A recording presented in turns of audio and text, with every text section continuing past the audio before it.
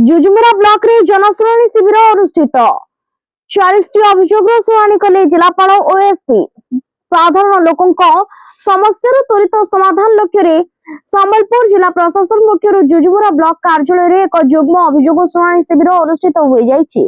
एथिरे जिलापाल सिद्धेश्वर बलराम बंदर और एसपी मुकेश कुमार भामू उपस्थित रही जनसाधारण विभिन्न आपत्ति और अभियोग शुणिथिले। एही शिविर रे मोट 40टी अभियोगर शुणाणी करा जायतिला, जोंथिरे 18टी गोष्ठीगत एवं 22टी व्यक्तिगत समस्या रहितिला।